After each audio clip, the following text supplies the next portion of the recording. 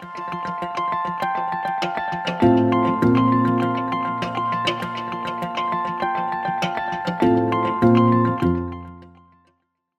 thank you guys for being here. Today I'm going to be presenting what I've been working on for my PhD thus far. So as Yulia kind of described, my PhD is looking at how sympathetic markers can be used as biomarkers of pain. So specifically, I'm looking at how sympathetic outflow can be used as a biomarker for pain propagation and modulation. So a little bit of a background about what we're going to talk about. I'm going to talk about the current pain field, some of the limitations that we have currently in measuring pain and why we need biomarkers. Talk a little bit about two specific biomarkers, conditioned pain modulation and muscle sympathetic nerve activity, and then how pain is modulated through sympathetic autonomic mechanisms. And then I'll go into talking about my studies a little bit further, and so we'll get into those later. So what is pain and how do we measure it? So pain is an unpleasant sensory and emotional experience associated with or resembling that associated with actual or potential tissue damage. And so the way that we measure pain is generally categorized into three broad areas. So the first is self-report. So this is scales and questionnaires. If you've ever had a doctor ask you to rate your pain, this would be, on a visual analog scale, numerical rating scale, so from no pain to worst pain possible. And then we also have a certain questionnaires like the pain catastrophizing scale, McGill pain questionnaire, etc. And so there are some limitations with these methodologies. For one, they're highly subjective to the individual's pain experience. So for instance, one of the examples is in an experimental context. This Kim et al. Study administered a 49 degrees Celsius heat pain stimulus to participants. And on a scale from 0 to 100, they rated the same pain stimulus all the way from 5 to 95. So really, really high variability in the experience of this one stimulus. Additionally, so that's inter-individual variability. At the intra-individual level, if you go from one visit to another visit with a doctor and you have a different mood state or there's something else going on, there's a lot of intra-individual factors that can change your pain rating from day to day as well. So again, this plays into the subjectivity of these methods that we're using.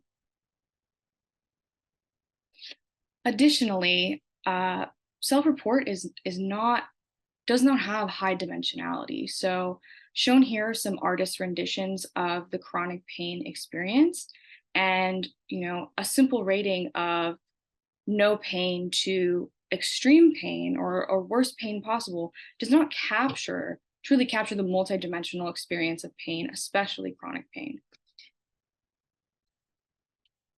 So in other ways that we measure pain, particularly in animals, babies, or nonverbal individuals, we use observation methods. So this methodology here is referred to as the mouse grimace scale. So I don't know if you're familiar, but animals do have scales that are used to measure their pain based on their facial expressions. And so my supervisor, Jeff Mogul, is well known for this.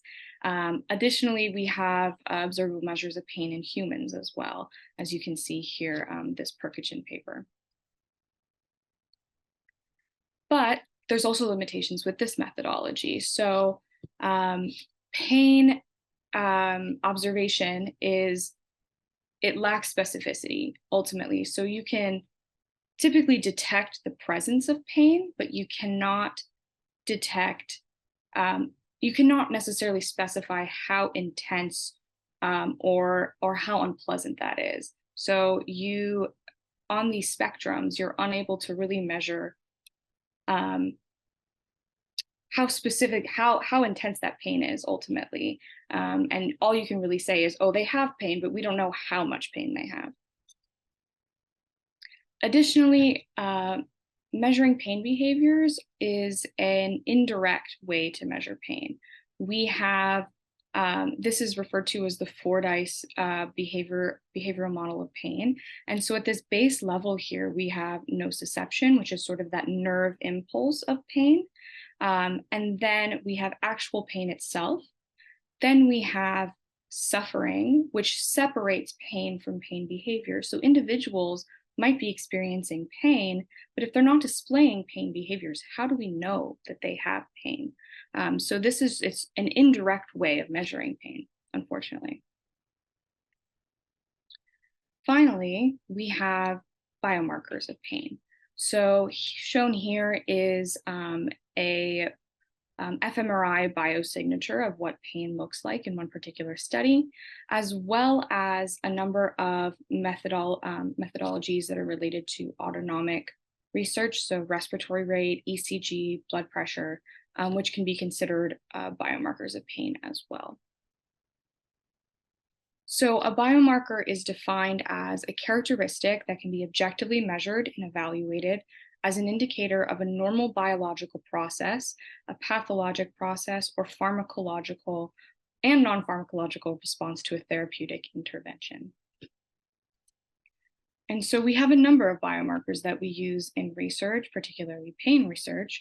One common one that's used is EEG, or electroencephalography, which is where a cap is placed on a participant or a patient, and you measure cortical brain waves.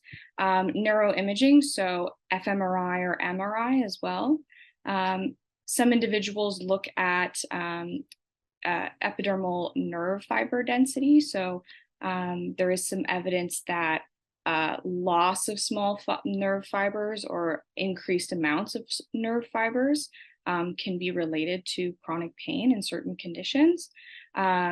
Genetic factors as well. And then the two that I'm going to be talking about today, which are quantitative sensory testing and microneurography. So my studies are, my first study is conditioned pain modulation in humans is dependent on test stimulus intensity. So conditioned pain modulation is elicited through quantitative sensory testing. So that one of those biomarkers I was talking about. So what we do when we bring an individual in, sometimes this is done in a clinical context, sometimes this is done in a experimental context. An individual receives 2 pain stimuli at different parts of their body, and the one is considered the test stimulus, the one that is applied first. And then the second one is considered the conditioning stimulus. And ultimately what we'll do is we'll apply the test stimulus, then the conditioning stimulus, then the test stimulus again. And what we want to see is how this individual reduces their pain perception of 2 stimuli together as opposed to 1. So this is kind of this old adage. I don't know if you ever had a toothache and your grandfather told you, oh, come over here and I'll hit you on the toe with a hammer and that toothache will go away. That is, sort of a colloquial version of conditioned pain modulation. This is a scientific phenomenon. So ultimately, the body has these endogenous pain mechanisms, and conditioned pain modulation is supposed to be an indicator of your body's internal ability to regulate pain. So 2 pain stimuli together are supposed to actually have a reduced pain intensity or perception as opposed to just one by itself. So this ability, your body's internal ability to regulate pain perception is considered to be a predictive biomarker for the development of chronic pain. And so there is some evidence that low CPM efficacy reflects low capacity to inhibit pain, and this can predict the onset of chronic pain.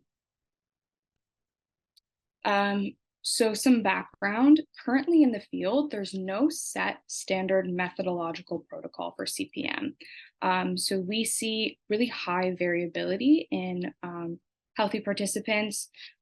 So it causes issues when we try to sort of compare data across multiple studies, because again, people are doing it with different ways.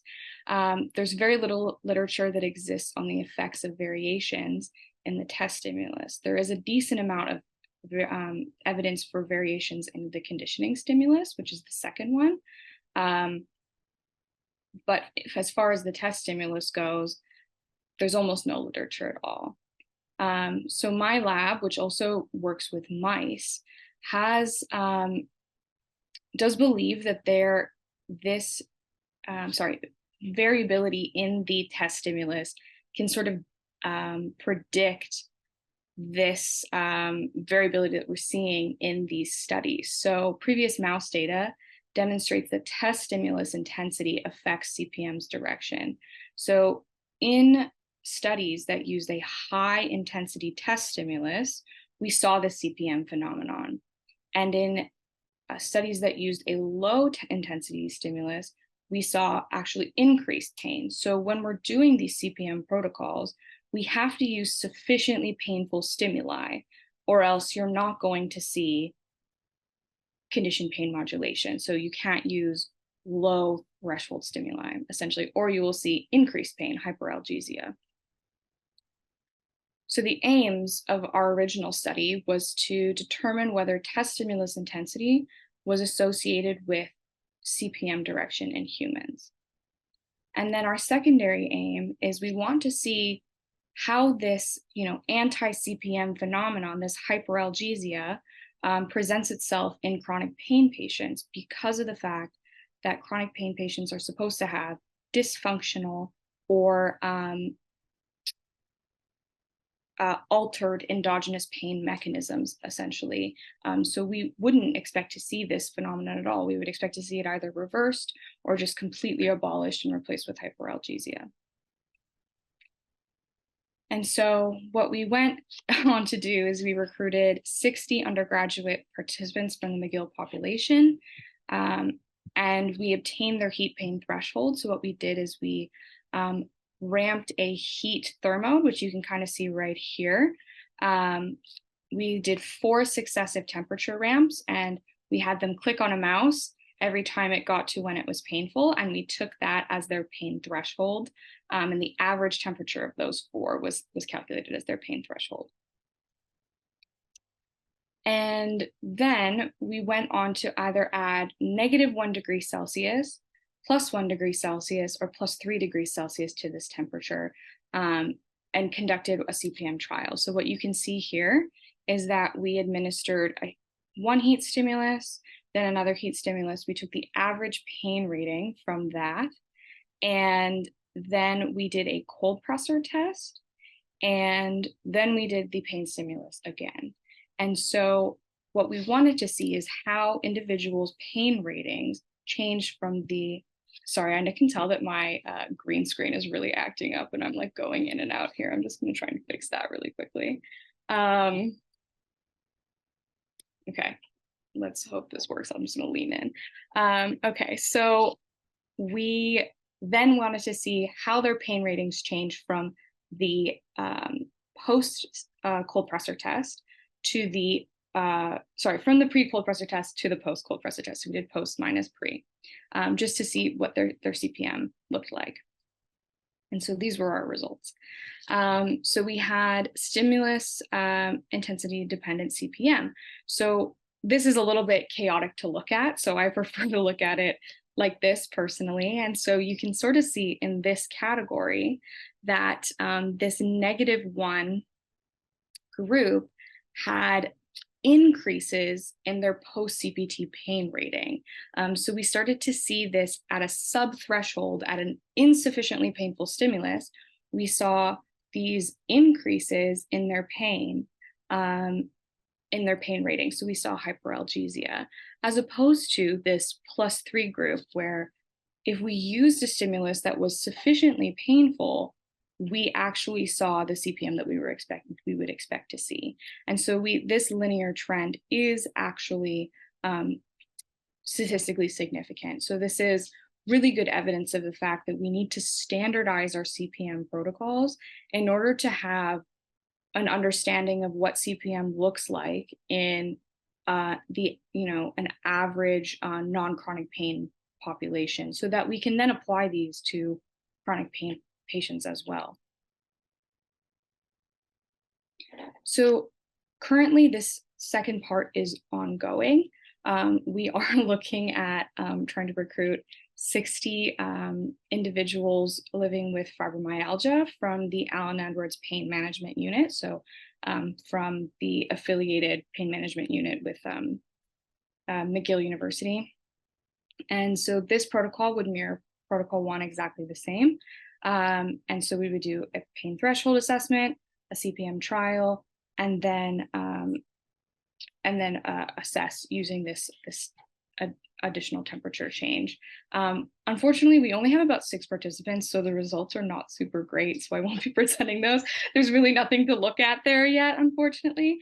But I'm really excited to see what this looks like, because I think that it will be really good evidence of this phenomenon in both a healthy participant population, but then also in a patient population.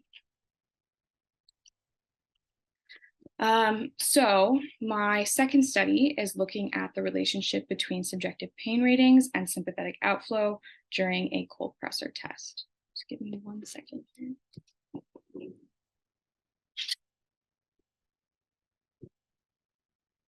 Can't tell if that's making my green screen worse or better. Okay, we'll try this. Nope. 1 second, I'm so sorry.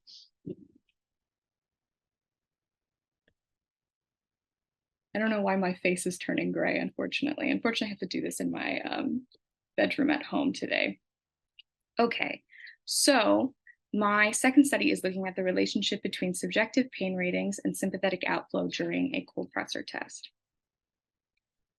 So this other biomarker that I was referring to earlier, microneurography, is a neurophysiological method in which a conductive tungsten needle microelectrode is inserted into the peripheral nerve of an awake human subject and used to record and visualize the traffic of nerve impulses. So I know that's a lot of jargon, so I'll kind of explain what that looks like. We'd lay a participant on a sort of padded table bed, something that you would see like in a physical therapy clinic. And what we do is we support their leg with foam, and right at their knee, we insert sort of like an acupuncture needle. And this is aimed at the peroneal nerve in their leg. And what we are attempting to do here is to record nerve impulses in response to cold pressor tests, as well as at baseline. So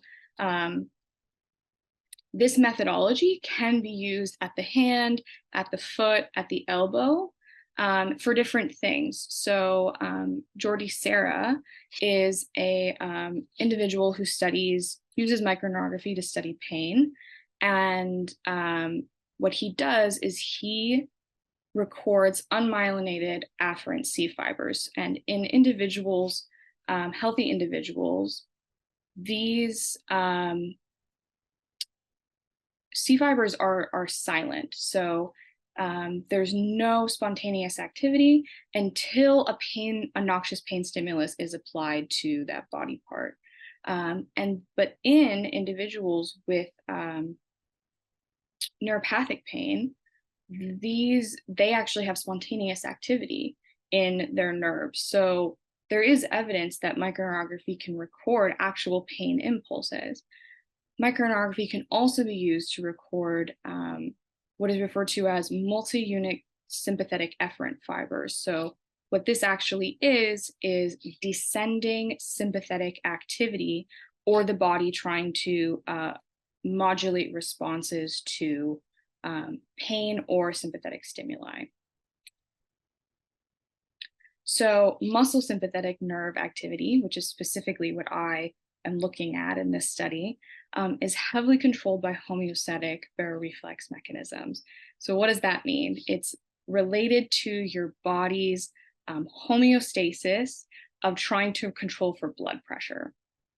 So it's related to the cardiac cycle, and it has a relationship with blood pressure variations. And there is a decent amount of evidence that it generally increases when a participant is exposed to a painful stimulus. So some of these stimuli in the past have included instilling soap solution in the eye, nail mechanical pressure, mechanical skin pressure, and then the cold pressor test as well. So some background, because MSNA generally increases to an acute pain stimulus, it has been proposed as an objective biomarker of pain.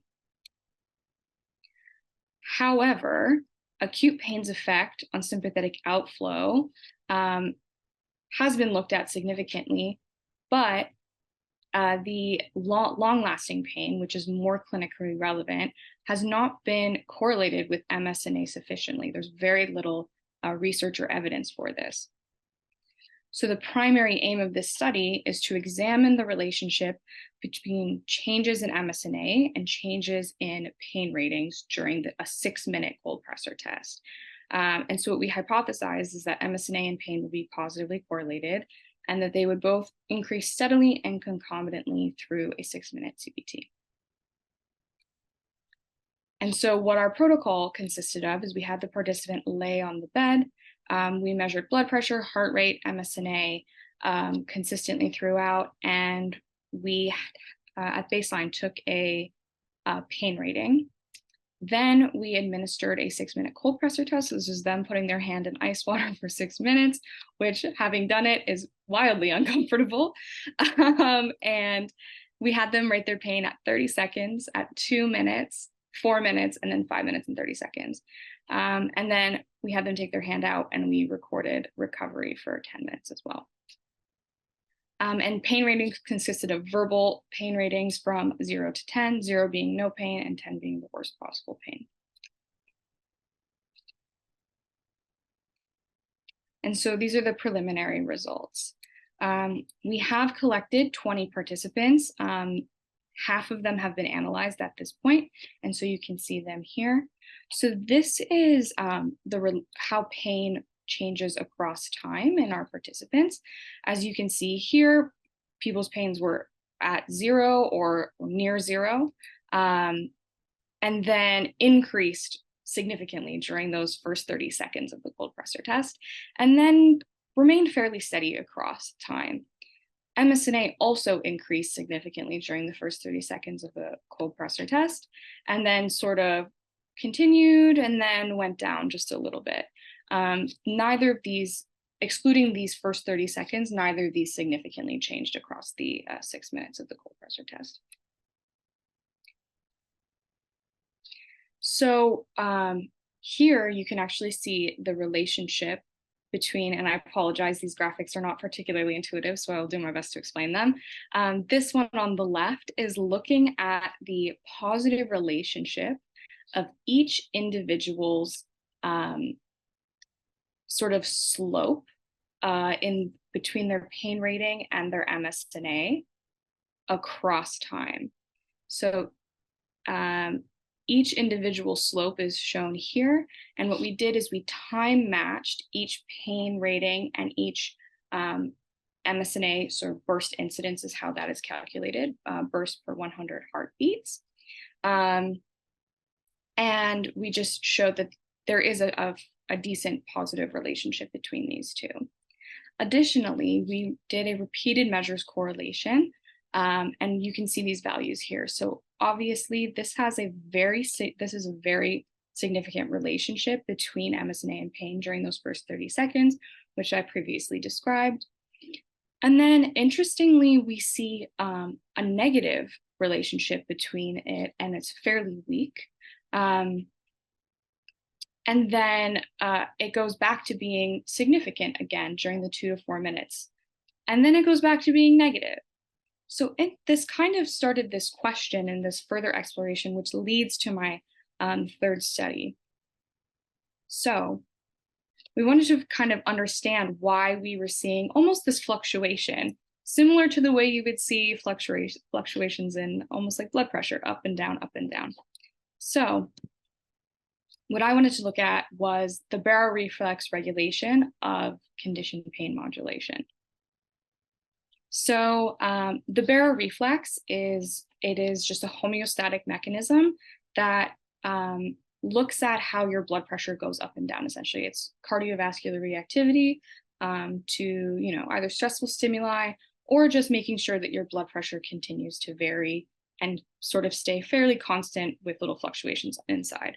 So baroreflex modulated pain, there is some evidence for this.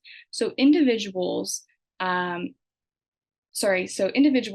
hypertension, family history of hypertension, and even normotensive individuals with high resting blood pressure have actually been shown to have decreased pain sensitivity.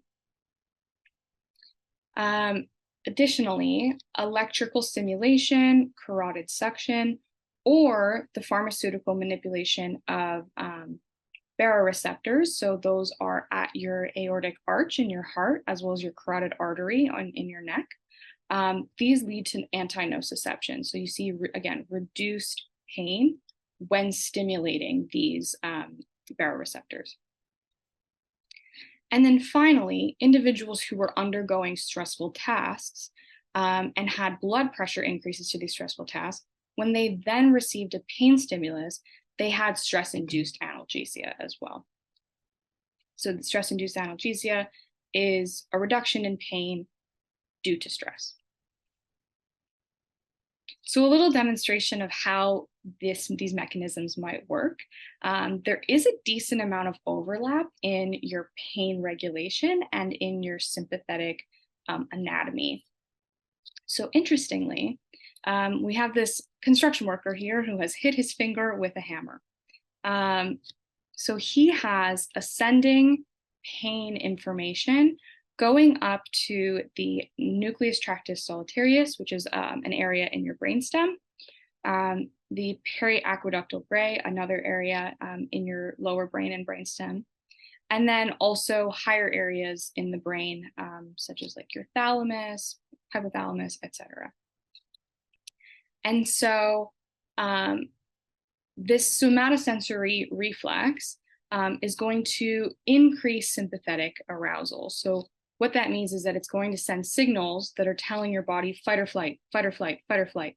And that's a descending activation. So this is going down and it's triggering sympathetic activity here.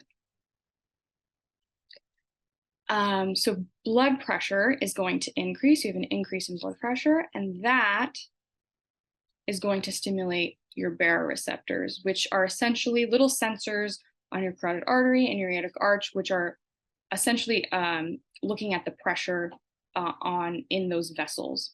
And they want it to stay fairly constant, so they're constantly going up, down, up, down, up, down.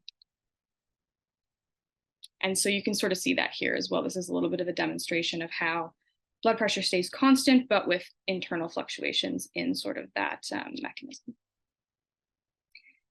And so what is going to happen is this baroreceptor activation is going to come back down and it's going to trigger descending pain inhibitory activity through your rostral ventrolateral medulla.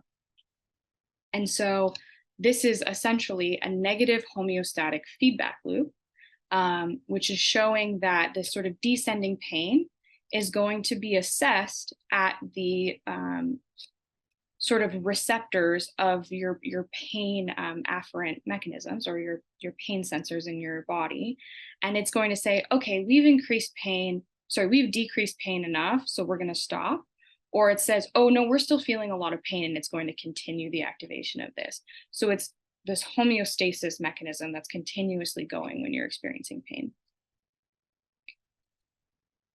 Interestingly, there is some evidence that this homeostatic mechanism is reversed, though, in individuals with chronic pain. So there's some theories on this we'll go through, and then I'll kind of talk a bit more about it. So it's shown that experimental stimulation of those baroreceptors in individuals with chronic back pain led to increased sensitivity to electrical pain rather than the decreased pain that you would expect to see in pain-free individuals.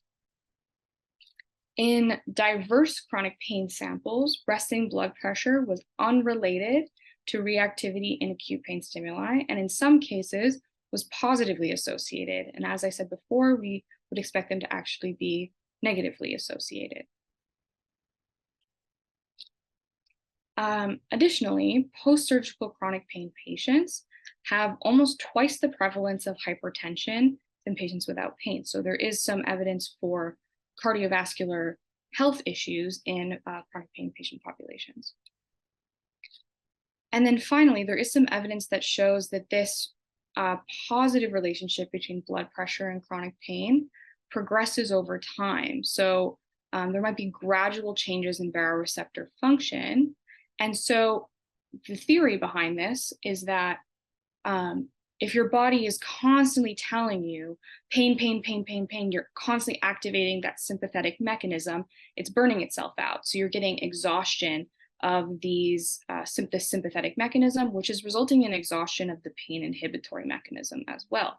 And that's why maybe we see reduced CPM efficacy in chronic pain individuals. So my study the next study that I'm proposing is going to try to look at some of those mechanisms. So cold pressor test is widely used for both CPM protocols and autonomic testing. And reduced blood pressure response to conditioning stimuli has been linked to less effective conditioned pain modulation mechanisms. So this does suggest the role of the sympathetic system in the mediation of pain modulation. And there are currently no studies investigating the relationship between MSNA, so this sympathetic descending signal, and conditioned pain modulation, this descending inhibitory pain signal. So my proposed methods, we would start with a healthy patient population. We would get healthy participant population. So we would start with 14 participants, 7 men, 7 women. No history of autonomic disorders, endocrine disorders, or chronic pain. And then we would do microneurography. We would assess blood pressure and heart rate continuously through data collection. We would then do a pressure pain stimulus, or recently changed this methodology to maybe being a heat pain stimulus, just to be consistent. And so we would do the same sort of protocol that we saw before. We would do a pain threshold assessment. Then we would do the CPM protocol, which would be 2 pain stimuli, and then cold pressor test, and then a final pain stimuli, and assessing pain from pre-CPT to post-CPT. And we would be assessing pain using visual analog scales, numerical rating scales throughout. And so we would hypothesize that we would see increases in sympathetic activation, specifically MSNA, during the post-CPT pain stimulus, but this would be associated with a reduction in pain ratings ultimately. And so we think that in healthy participants, we would expect to see this negative relationship between sympathetic activation and pain. And if we continued this study and did it in individuals with chronic pain, we would likely see the opposite. We would see increased sympathetic activation as well as increased pain. So in conclusion, there is a substantial unmet need for validated biomarkers of pain to better study and treat chronic pain. Pain dysregulation and pain inhibition mechanisms likely does involve the autonomic system due to the overlap in structures in the brainstem as well as the brain. So further exploration of this overlap between these two phenomena does have the potential to create new knowledge, open the door to several new perspectives, and help advance us down the rigorous path of developing and validating new pain biomarkers for studying and treating chronic pain. Questions, comments?